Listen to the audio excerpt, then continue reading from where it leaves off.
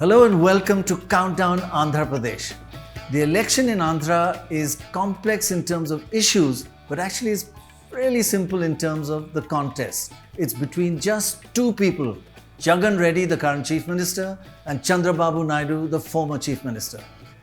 It was clear to us as we travelled across Andhra, and it was a really hot trip as we went across miles and miles, back and forth, that neither the BJP nor the Congress and not even Mr. Modi is relevant to the voters of this southern state.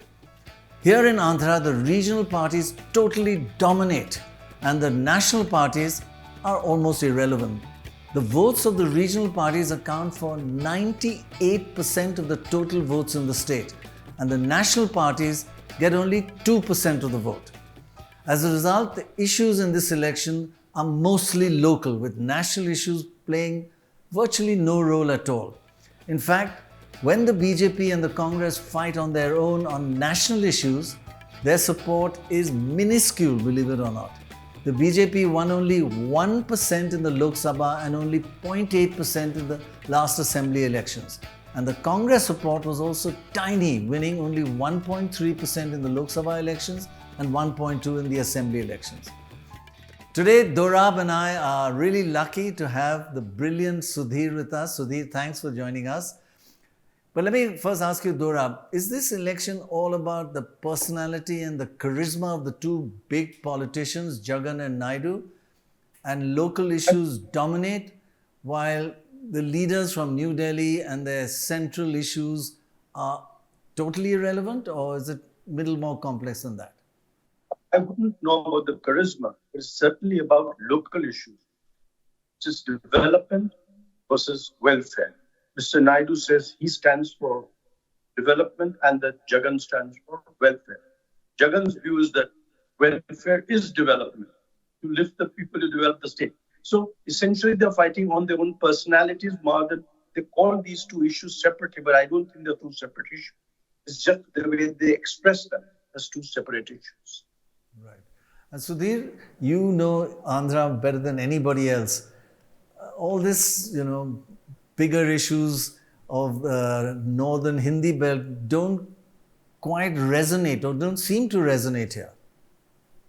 Well, one of the reasons, Dr. Roy, they don't resonate is because it is coinciding with the assembly elections. So as a result of which, it is the local issues in every constituency, every district that seems to occupy the mind space of the voter when he or she goes to vote, or even in the run-up to the elections. You mentioned about how the two national parties are pretty much irrelevant here. In fact, the joke in Andhra Pradesh is that the two national parties do compete, but they compete with Nota as far as Andhra Pradesh is concerned. And the real contest is between the two main regional players, Telugu Desam plus Sena versus the YSRCP. Now, this whole election being fought on the welfare versus the development plank, as it were. Now, Jagan's belief is that when he follows what I always say is the Kerala model of development by focusing on education and on health, he's following a different model of development as opposed to the Naidu model, which is known for building, constructing glitzy buildings, focusing on roads, focusing on infrastructure. So that's a different model of development. This kind of development never seen before. In fact, my capital expenditure, the amount what the state government has put in for capital expenditure year on year is also much higher than what Chandrababu Naidu's regime ever put in. Their average is 15,000, our average is 17,000. Every scheme is channelized that it reaches people without corruption, without discrimination. And this kind of money into the hands of people through DBT, never done before. That is happening only because this is the same budget. It is the same state, same budget. In their regime, they were literally siphoning off money and distributing between themselves. Whereas here, the money is directly going into the hands of people without corruption, without discrimination. That is the difference. You were talking to us earlier and you used this phrase, rich versus poor. It's not welfare versus development. You could just elaborate on that. It's just not, I would not say rich versus poor. It is Pettamdarlu versus the poor. No, it's just not rich. the affluent with attitude, they are called Petamdarlu. Them versus the poor. See, we are giving English medium to government school children. They are the people who oppose. Can you believe sending their children and grandchildren to English medium schools themselves, and they oppose government schools going for English medium? That is the plight of affairs in our state. We have distributed 31 lakh house sites to the poor. And can you believe these people actually go to the court trying to stop this distribution of pattas to the poor? You know what these petitions also speak of? The petitions filed by these people, they say demographic imbalance. Now, this is the affluent with attitude. That versus the poor. Now, that is the war which is going on here. I created our Amaravati, one of the best capital in the world, new city in India, and Polavaram, one of the best project for irrigation. No other project in South India, Polavaram, central project. So when you become, or if you become Chief Minister, which will be the capital? Amaravati will be the capital. Will be the capital. Financial district and also growth capital city will be Vizag, futuristic city. Vizag. Now there are planned to be three capitals of Andhra Pradesh: Kurnool, Vijayawada, and what will you do if you come But to I'm power? saying only one capital. So everything in Amaravati. Amaravati. I'm asking you, anywhere this type of thinking? Three capitals? Anywhere in the world? Only mad guys do this type of activity. He's a mad guy. So That's best cities like that. Mr. Naidu, what new policies? Jagan's government is following certain policies. Which are the policies that you will reverse, and what new policies will But you I'm bring? saying one is policies. One is destroying the ecosystems. There are departments. All departments were destroyed. There is a chaos. No system is working. We have built systems over a period of time. 75 years after independence, step by step, we built so many systems. Need of the time. All these things, all of a sudden it destroyed. 5 years. Today, 13 lakh crores debt. All development has been stopped. To revive all these things, we need more and more support. from the center. From center, and also center wanted to align. All of us have joined together to rebuild that state. మేమైతే చంద్రబాబు నాయుడు వస్తే బాగుంటుంది అనుకుంటున్నాం. Jobs కానీ ఏదైనా కానీ future మన sun daughters ఎవరికైనా life బాగుంటుంది. జగన్ గారు 3 రాజధానులు అని చెప్పారు. 3 రాజధానులు, ఈ రాజధానే బాగు చేయలేని వాడు ముందు ఇంకేం రాజధానులు బాగు చేస్తారు?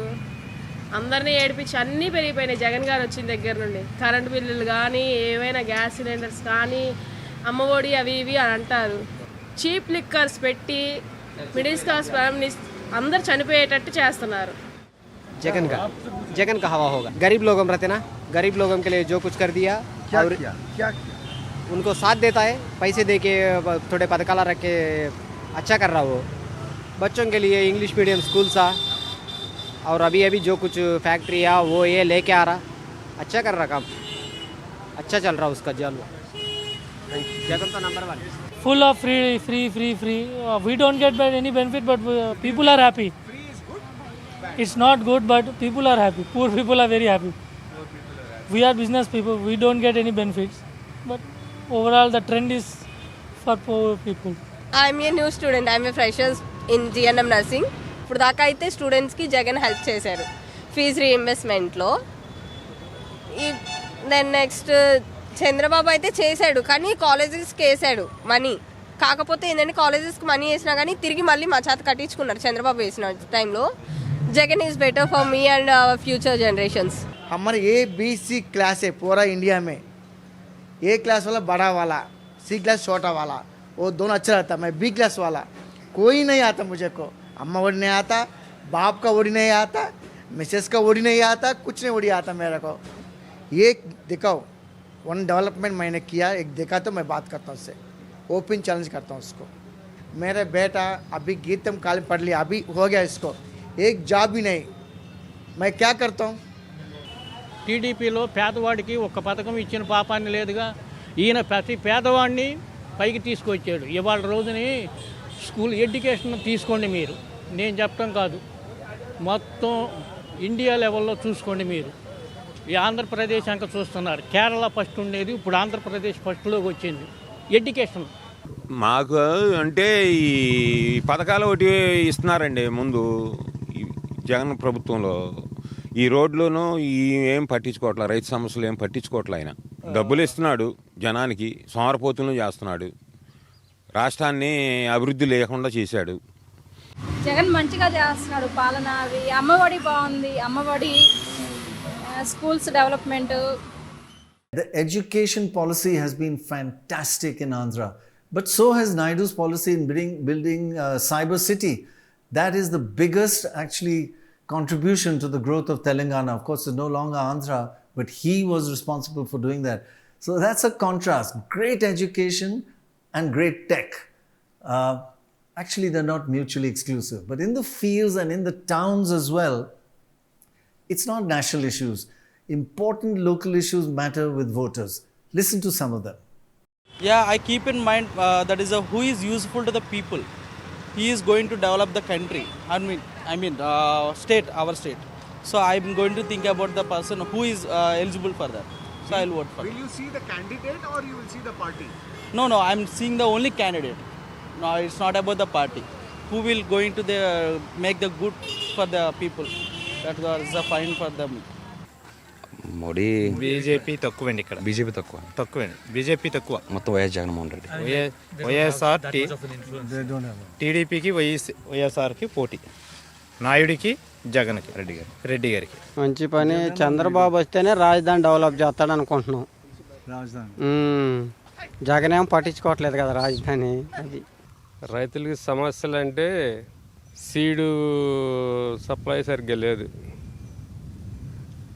మార్కెటింగ్ లేదు, అది ఒకటి గిట్టుబాటు ధర రావట్లా. ఈ సంవత్సరం పట్టిసీమ పోయిన తర్వాత రావట్లా. పోలవరం పట్టిసీమ అవి కంప్లీట్ అయితే వాటర్ బాగా ఉండేది. Only main is the capital issue only that is going. The farmers is fighting for capital because the lot of farmers is giving for land for capital. Work AP work ఇది number 1. Jaganmohan Reddy. Naidu లేదు లేదు లేదు లేదు లేదు. BJP AP में नहीं. So if we go back a couple of decades or more, well before Telangana was formed, the change over time is dramatic. Telangana's growth rate has been really impressive. In fact, Telangana today is the number 1 richest state in the whole of India, among the mid-sized and larger states, while Andhra has fallen behind and is now the 7th richest state in India. An amazing divergence in the income per person in the two states. One reason is that the state of Andhra lost the booming city of Hyderabad, which we were just talking about, which became the capital of Telangana. Also, Andhra was promised it would get special status with all those benefits, but that never happened. So we asked the Chief Minister Jagan Reddy about what happened about Andhra's special status. Did he fail on that? Special status was something, it continues to be very dear to us even now. But if you were to look at the background of what happened with the special status, then you would realize that the special status was actually sold off by Chandrababu Naidu for a so-called special package, which actually did not materialize. Chandrababu Naidu was the very man who actually said special status is very important. Then he is the same person actually went forward and said special status is not Sanjeevani. So he actually sold the special status for a so-called special package which was never there in existence, number 1. But for us, special status continues to be our topmost priority even now. But unfortunate thing is, Congress also did not do us justice. See, had Congress party which broke our state, did an unjustified breaking of the state, was also unjustified. by not incorporating the special status into the AP Reorganization Act. Had they incorporated the special status into the AP Reorganization Act, we could have gone to the court. Then BJP would have been left with no other option but to grant. But unfortunately, this has not been incorporated into the Act. These were the words which was promised on the floor of the House. But unfortunately, it was not made part of the Act. And because of that, Chandrababu Naidu's compromise with Modi ji in those days, with the BJP, for the so-called special package, actually derailed special status, grant of special status to the state.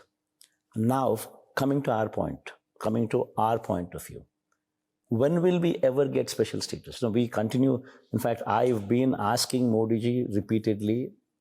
In every letter I write to the Prime Minister, every letter I write to the central government, either be it to the Home Ministry or be it to the Prime Minister.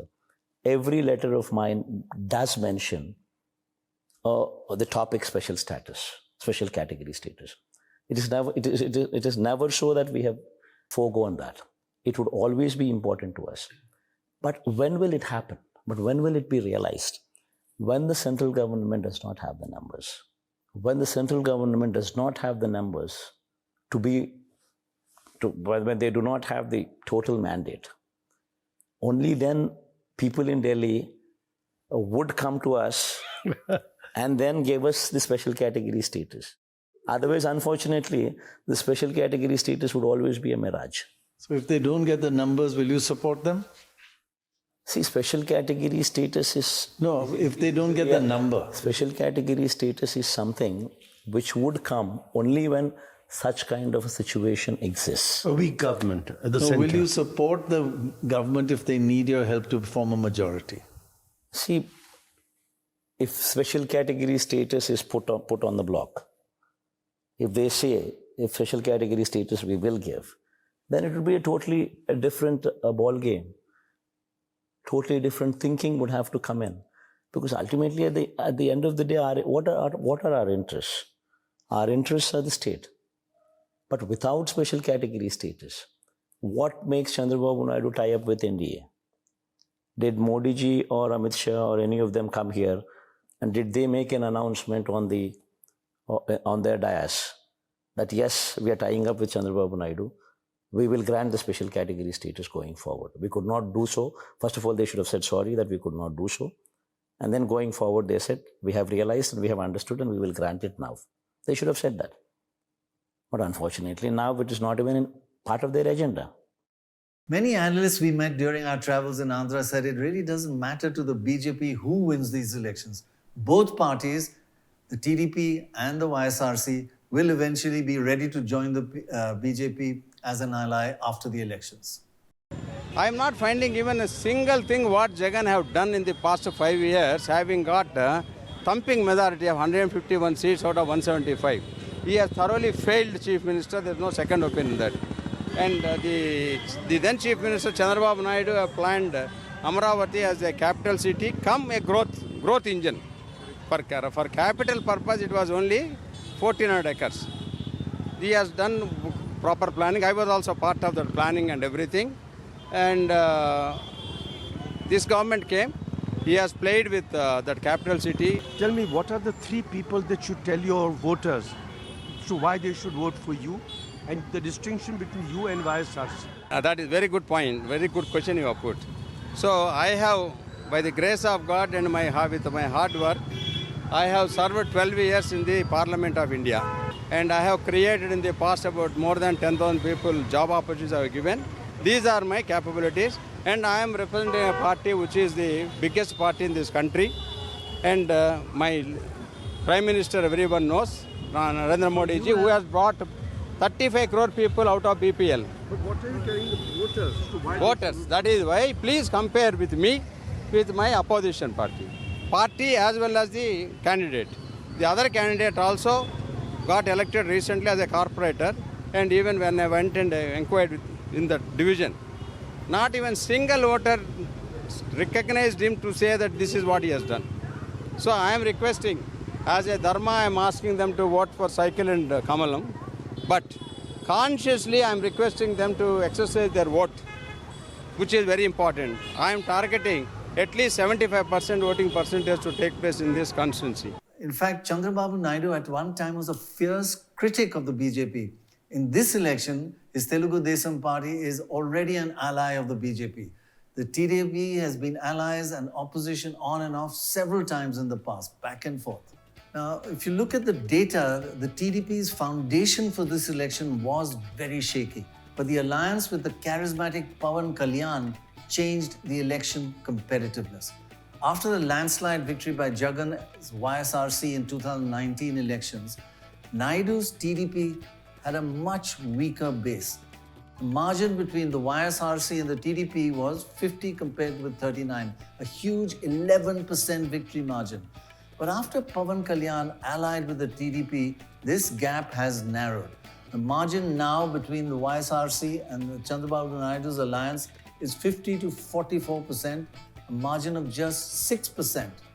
So we saw huge crowd responses to Pawan Kalyan and wondered whether he will be the key factor in this election. The reason why I came into political process, I think it's right. In fact, I was quite a politically active person before you much before I entered this. As I said, moderated man of Ani Palkiwala. And for me, it is a kind of social responsibility. Because my brother initiated the political process, I was glad and I want to be a part of it. Somehow, completely felt it. Your brother Chiranjeev? Yeah, not my brother Chiranjeev, yes. So after that, I think that whatever we have initiated, I think they didn't let me stop. So I have initiated that. And that too, it came at a circumstance where the state got bifurcated. And with this part of Andhra Pradesh, Telangana got a good deal, but Andhra has really suffered. In terms of not lacking capital, and also it created the first time, as you said, there's a great unification amongst us. So there is a regional difference and came out at that particular point of view, not now, but at that particular point of time. That really did hurt me because we grew up with a lot of patriotic feeling, patriotism and all nationalism. And certainly that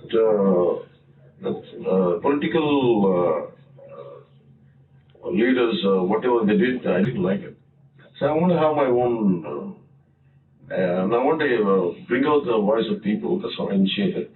So for me, I want to bring my work towards accountability, and it is kind of social responsibility for me. Based on the impact of swings in votes, the election is much more competitive with this new association of Pawan Kalyan with the TDP. If there's just a small swing in the TDP alliance, a swing of just 3%, only that is needed for Chandrababu Naidu to be the next Chief Minister. On the other hand, if there's a 3% swing to the YSRC, Jagan Reddy will win by a handsome margin, by a landslide in fact. So Sudhir, how impactful is Pawan Kalyan? Is his charisma and his crowds, is that going to turn into votes? Because we followed Chiranjeevi and he had huge crowds, but somehow it didn't get converted. But is this time a little different? Well, the craze for power star Pawan Kalyan, as he is referred to here in Telugu cinema, is quite huge. In fact, it was quite a surprise to see that he lost from both the seats that he contested in 2019. The joke at that time was that his followers, the people who come to his meetings, seem to have Twitter IDs and not voter IDs. And that's perhaps the reason why they couldn't vote at all. But this time, Pawan Kalyan, given the manner in which he supported Chandrababu Naidu when he was lodged inside Rajamundry Central Jail between September and October, the way he kind of went against the BJP's wish that there should be no truck with Chandrababu Naidu. He said that there will be an alliance between the Sena and the Telugu Desam, seemed to have earned him a lot of adulation, admiration, and the fact that he was seen as a leader in his own right. The problem now is for Pawan Kalyan is that he's not seen as a natural leader of the entire Kapu community. That is a minus. Number two, within the community, within his support base, they see him as a person who seems to have capitulated before Chandrababu Naidu, because initially there was talk that he would contest as many as 60 out of the 175 assembly seats. Now, then this number was brought down to 40, then to 24, and now he's contesting 21. And even among the 21, many of them are actually Telugu Desam people who have gone and joined the Janasena. So there seems to be a bit of a disappointment, but Janasena and Pawan Kalyan will be the people to watch out for. He's a long-term player, definitely. If he's going to, hopefully he will not leave the political field like his elder brother Chiranjeevi did. But Pawan Kalyan definitely has his own fan base, and if he continues to build on that with support from the BJP, he will be a player to watch out for as far as Andhra politics is concerned. So, Dorab, we followed election campaigns of Chiranjeevi, and it never got converted into votes. But as Sudhir says, this time it seems to be slightly different. And even though he didn't win any seats last time, Pawan Kalyan got 5% of the vote, which is quite substantial. See, you should look at Andhra in two parts, coastal Andhra and Rayalaseema. Isn't coastal Andhra 2/3 the seats, and that's where Pawan Kalyan is strong. He's got to be able to persuade his voters to vote for his allies, like the TDP or the BJP. See, the margin overall was 8-9%, but it's lower in coastal Andhra, but it's almost 15% in Rayalaseema, which accounts for only 1/3 the seats. So if Pawan Kalyan, BJP, do well together with TDP in coastal Andhra, only then, by just 2/3 the seats, only then will they be able to overtake BJP, the YSRC. YSRC is almost impregnable in the small 1/3 Rayalaseema. He's very vulnerable in the large 2/3 coastal Andhra. So the merging has to be complete. He has to get all his voters, Pawan Kalyan, to vote for the TDP or the BJP. Well, a common overriding question we kept hearing is whether Jagan Reddy will suffer from anti-incumbency, Dorab's famous phrase which he coined 25 years ago or more when he was about 10 years old. The changing history of elections in India actually shows that India does not have anti-incumbency anymore. The phenomenon of anti-incumbency is history. In fact, let's just look at how it's changed over time. If you divide the 75 years since the first election in India to 3 different segments, 25-year phases. The first 25 years, that's 52 to 1977, there was actually pro-incumbency, during which 82% of governments were voted back into power, a reflection of the post-independence hope and expectations. That disappeared after 25 years, and between 1977 and 2002, there was terrible, fierce anti-incumbency, the angry voter phase. And that 71% of governments were kicked out by voters. Then came another big change. The current era in which 50% of governments are thrown out and 50% are voted back. So it's a 50-50 era now. This is the period of the more mature, discerning voter. If a government does well, it is voted back. If the government doesn't deliver, the voters just throw them out relentlessly. So as we were just discussing earlier, the key issues in this election seems to be the whole concept of the welfare state versus the development of Andhra Pradesh. Chandrababu Naidu claims he is for development of the state, and Jagan Reddy is making Andhra broke by giving away freebies, while he says the TDP created Cyber City in Hyderabad and stands for progress and development. Jagan Reddy is constantly fighting against this charge that he's making Andhra Pradesh broke. There's little doubt that welfare measures for the poor, which I think are unfairly called freebies, really do help the poorest and do make a difference on their lives. But what about this whole issue of debt? One says it's Andhra's about to go broke, and Reddy says it's less than ever before and it's well within the norms. What sense do you get from all your analysis?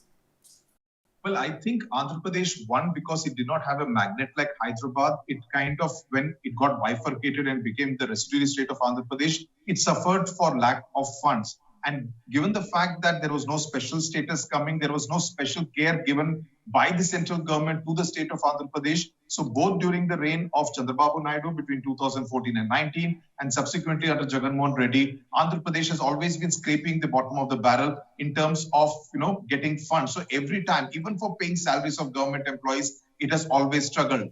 Plus the fact that there has been no major new investment which has come into Andhra Pradesh over the past decade. That has also affected in terms of creating jobs, creating employment, and creating some kind of a vibrant economy within the state itself, which would help fill in the coffers, contribute to the coffers. So all this has added to the fact that Andhra Pradesh is now seen as a state that constantly needs help from the center.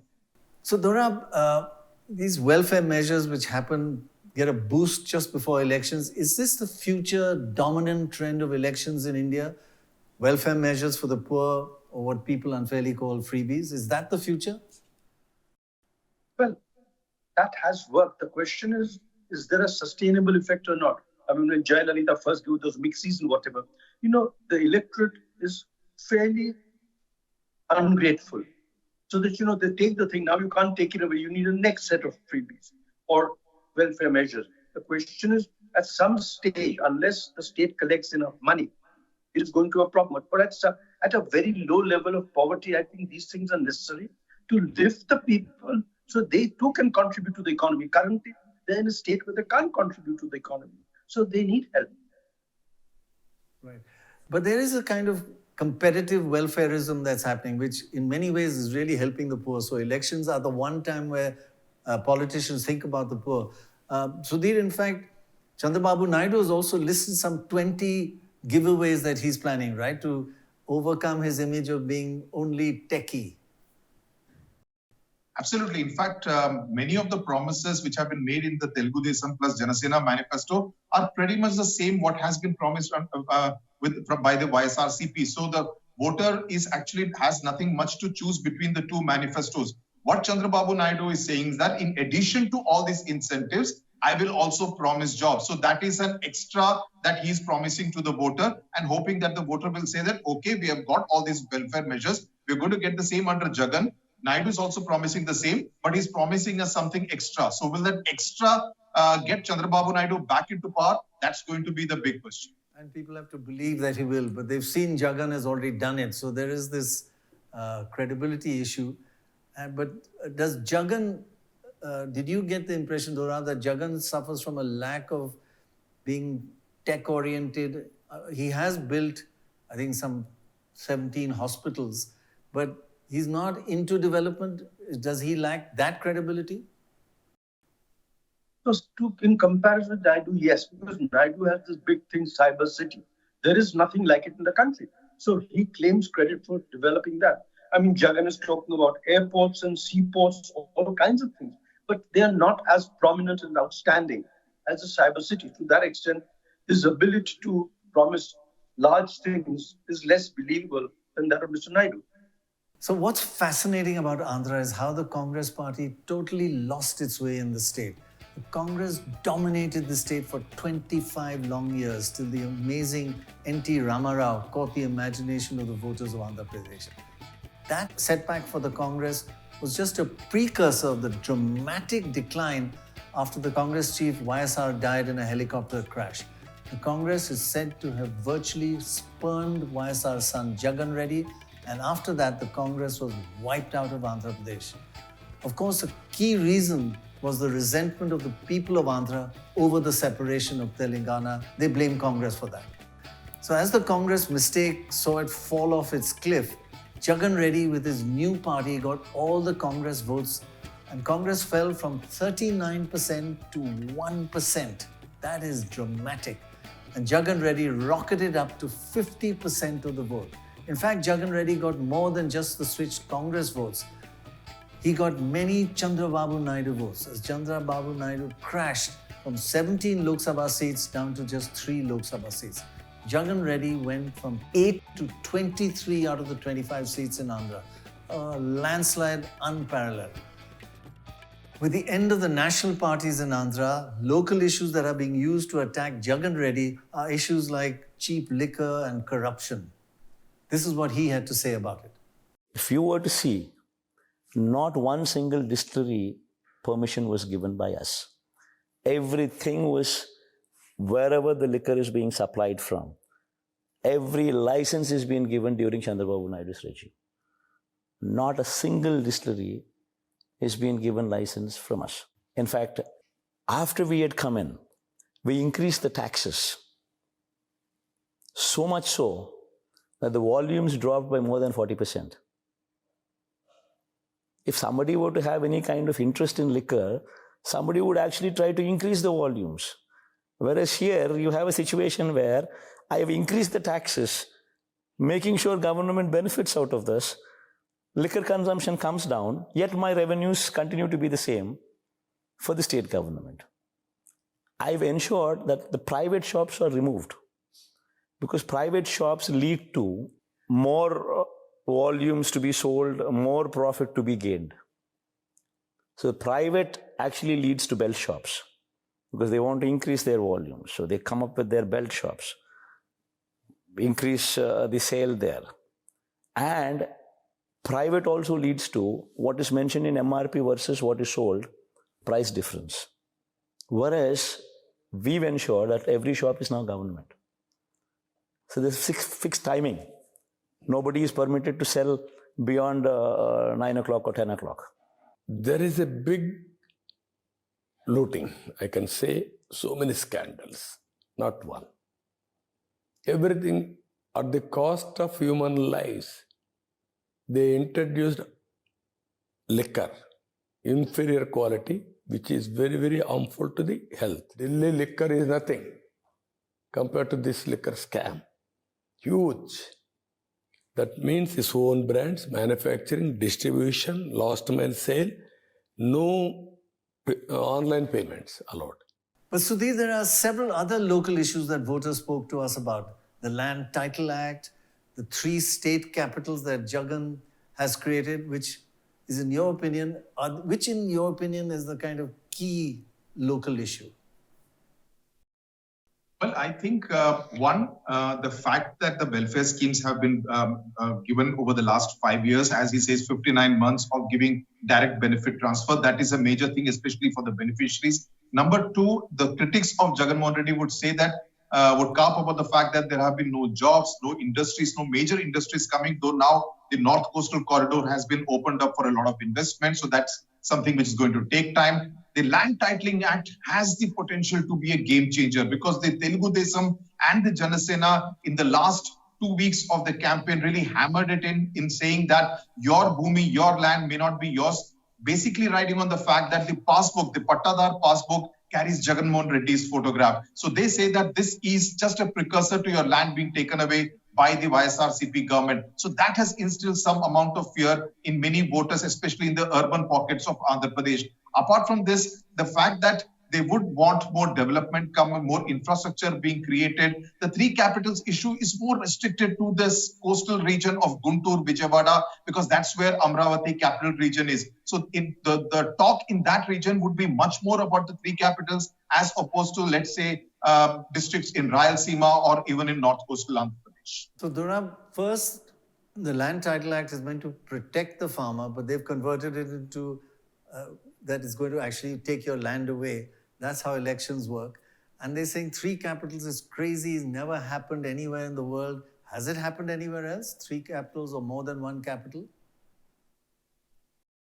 Well, not 1 capital, but for instance, you mean the legislature, the executive, and the judiciary in 3 different places. In Germany, for instance, the executive capital and the legislative capital is Berlin.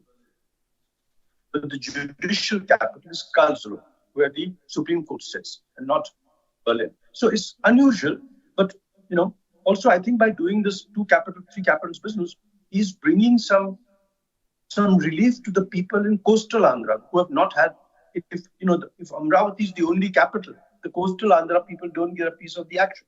Here, by doing 3, he's ensuring that everybody gets some piece of the action, of the government action, either legislature, executive, or judiciary. So I think it's whether it works or not is another matter, and I think it may be financially inefficient. But the question whether it's politically viable, I don't know. So just to sum up a little bit, in addition to these issues and the personalities, the big fights in this election will be in 2 basic regions. Jagan has to gain ground in the coastal belt where he's weaker, and that's in the north, whereas the TDP is stronger in the north, but it has to gain votes in the Rayalaseema region in the south, where YSRC is strongest. Watch out for the trends in these 2 regions. They will be very significant in the final outcome of this election. Also, this election is a battle between the rural and urban voters in a very significant sense. The YSRC is much stronger among rural voters, while the TDP is a much more urban party. Who will increase in each other's territory must be watched out for. And of course, there is the difference between the men and the women voter. YSRC is traditionally stronger among male voters, while the TDP was stronger amongst women voters.